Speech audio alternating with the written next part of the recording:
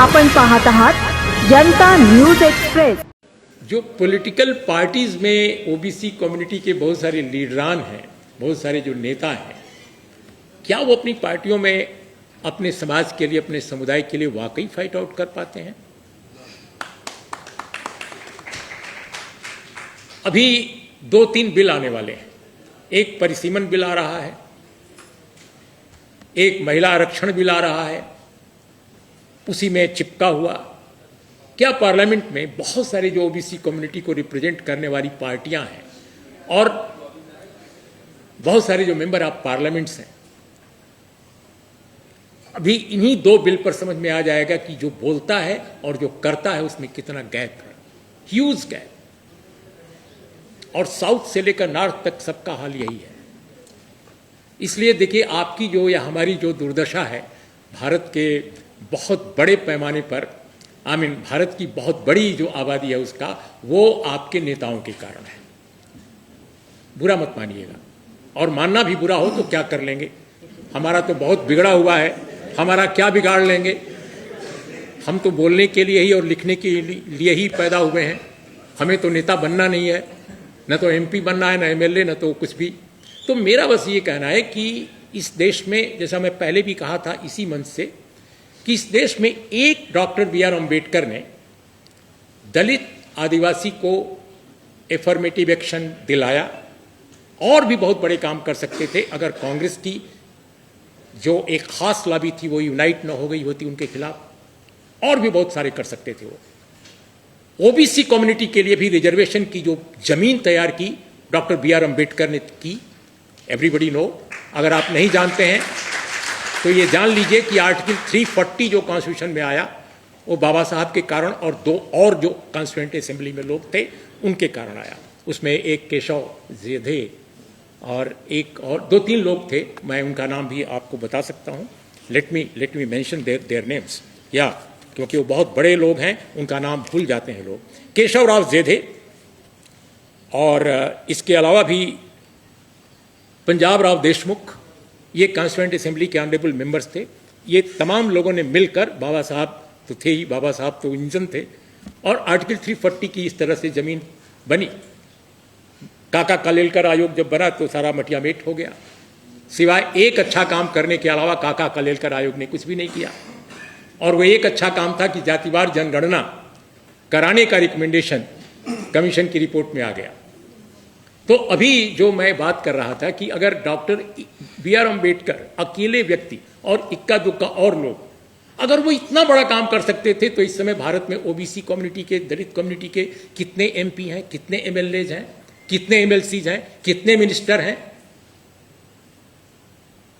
तो अच्छा काम करने के लिए सिर्फ नेता नहीं, संत बनना पड़ता है। संत का मतलब यह है जिसका कोई निजी स्वार्थ न हो, जो कहता हो और जो करता हो उसमें बुनियादी फर्क न हो। अगर ऐसा काम करने के लिए आप तैयार हैं तो मैं समझता हूं कि 5000 लोगों की जरूरत नहीं है, 500 लोगों की जरूरत नहीं है, सिर्फ 5 लोगों की जरूरत है, लेकिन ऐसे होना चाहिए। तो आज देश की जो राजनीति है, खासकर दलित, आदिवासी, ओबीसी कम्युनिटी में नेताओं की जरूरत ज्यादा नहीं है। आप रिजर्वेशन करा लीजिए, बहुत अच्छी बात है, I will be happiest person.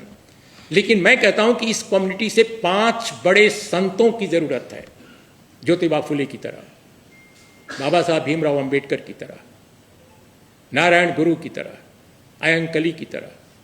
अगर इस तरह के लोग आ जाएं तो चीजें बदल जाएंगी। लेकिन ये ऐसा होगा कैसे, ये मैं आप लोगों के ऊपर छोड़ता हूं।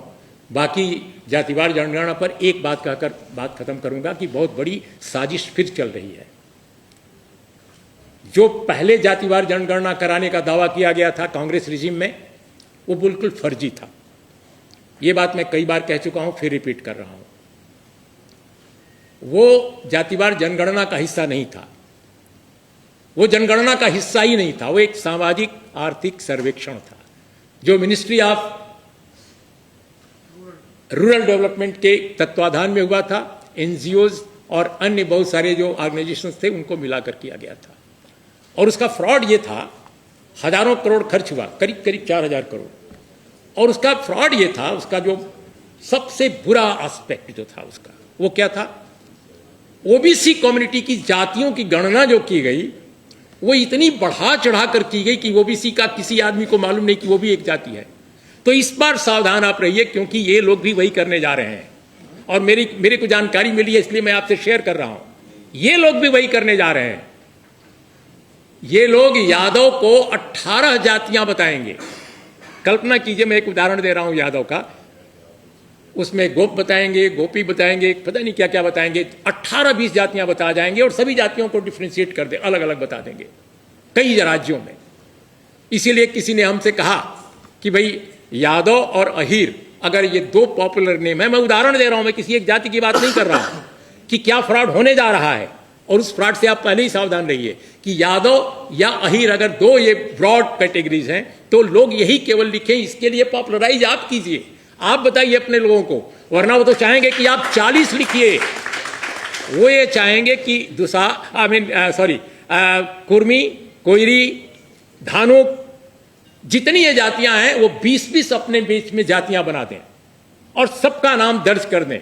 इसके बाद तो फिर मजा आ जाएगा उनको जो जातिवार जनगणना कराने का दावा कर रहे हैं।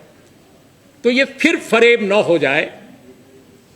उस रिजीम के दौरान जो हुआ था, पहले वादा किया गया था, उस दिन मैं पार्लियामेंट में बैठा था, जिस दिन ये वादा किया गया था मनमोहन सिंह सरकार के द्वारा कि जातिवार जनगणना कराई जाएगी, मैं प्रेस दीर्घा में बैठा सुन रहा था सारा, और सब कुछ उलट गया, कराया ही नहीं गया। प्रणब मुखर्जी नाम के जो प्राणी, भारत रत्न राष्ट्रपति, उन्होंने और 3 कांग्रेस के नेताओं ने जो खेल किया उसमें सारी की सारी चीजें पलट गई। Manmohan Singh was not against it, I know it, Sonia Gandhi was not against it, लेकिन 3-4 जो बड़े नेता जिनका नाम मैंने अभी लिया, ये सारे लोगों ने कंस्पायर किया और जातिवार जनगणना नहीं होने दी। और जब नहीं होने दी, जब पिछड़े वर्ग के लोगों ने फिर कहा कि हम सरकार चला रहे हैं, हमारी बात नहीं मानेंगे, तब जाकर कहा गया लोगों से कि सर्वेक्षण करा लेते हैं। इस बार भी वही कोशिश की जा रही है। और बीच में अभी एक महत्वपूर्ण अखबार ने खबर छापी थी अपनी काफी इन्वेस्टिगेशन के बाद, और वो बताया कि फिर से इस बार रद्दोबदल वही हो जाएगा, कुछ नहीं निकलेगा। तो इसलिए सावधान उससे रहने की जरूरत है। बाकी पार्लियामेंट में आप 1000 लोग बैठा दें, अभी वो चाहते हैं ना कि 850 लोग बैठेंगे, मैं कहता हूं कि 1000 लोग बैठा दो, उससे क्या फर्क पड़ता है। 1929 में अमेरिका में हाउस में 1929 में जितने वहां के बैठते थे सीनेटर, उतने ही आज भी बैठते हैं। 2026 में भी उतनी ही संख्या है सांसदों की जितनी 1929 में थी। लेकिन वो इतना ताकतवर मुल्क है कि दुनिया को नचा रहा है, दुनिया को परेशान किए हुए है, और आप चाहते हैं कि आपके संसद में 1000 लोग बैठें। साउथ इंडिया को पूरा इग्नोर कर दिया जाए क्योंकि वो नॉर्थ से ज्यादा समझदार लोग हैं, सोशल रिफॉर्म मूवमेंट से गुजरे हुए लोग हैं। तो केरल, तमिलनाडु, कर्नाटक, सभी राज्यों को आप डिस्ट्रॉय करना चाहते हैं, उनकी पूरी की पूरी जो हिस्सेदारी है उसको इतना कमजोर करना चाहते हैं। और उस पर अगर आपके सांसद उत्तर प्रदेश के नाम पर, बिहार के नाम पर, झारखंड के नाम पर, राजस्थान के नाम पर अगर भाईचारा दिखाते हैं कि हम ओबीसी हों चाहे अपर कास्ट हों, हम एक हो जाएं क्योंकि हमारी संख्या बढ़ने जा रही है, तो मैं समझता हूं कि ये बहुत ही बुरा होगा। तो आप लोग उनको भी समझाइए कि परिसीमन बिल ये नहीं है, ये ट्रैप है। और ये पूरी डेमोक्रेसी तो वैसे भी नहीं है, लेकिन जो भी ढांचा बचा है उसको डिस्ट्रॉय करने का, और एक ही पार्टी, एक ही वर्ग, एक ही विचार को अनंत काल तक सत्ता में बैठाए रखने की साजिश है। और परिसीमन बिल अगर कभी तय हुआ था कि परिसीमन होता रहेगा, तो ये कोई ठेका नहीं है। भारत की संसद चाहे तो उसको पलट सकती है।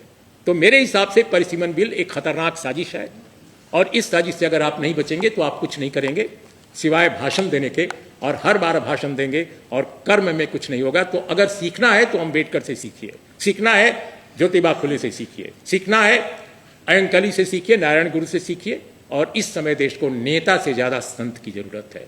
ये कि क्या हो रहा है इस मुद्दे पर बहुत पहले से ये चल रहा है आप लोगों का, और मैं उसमें शरीक हूँ, उसमें मौजूद हूँ, तो मुझे कुछ ज़्यादा नहीं कहना है। मुझे लगता है कि अपनी गलतियों से सीखना चाहिए, सिर्फ बोलना नहीं चाहिए। तो इसीलिए मैं सोच रहा था कि मैं भी ना बोलूं, क्योंकि इतनी गलतियां पहले हो चुकी हैं कि अगर हम बार बार बहुत सारे क्लेम करेंगे तो उससे बात नहीं बनेगी। ठंडे दिमाग से सोचने की ज़रूरत है कि वो गलतियां क्या हुई हैं जिनकी वजह से आज इतनी बड़ी आबादी इतनी पीछे है। बहुत सारे दोस्तों ने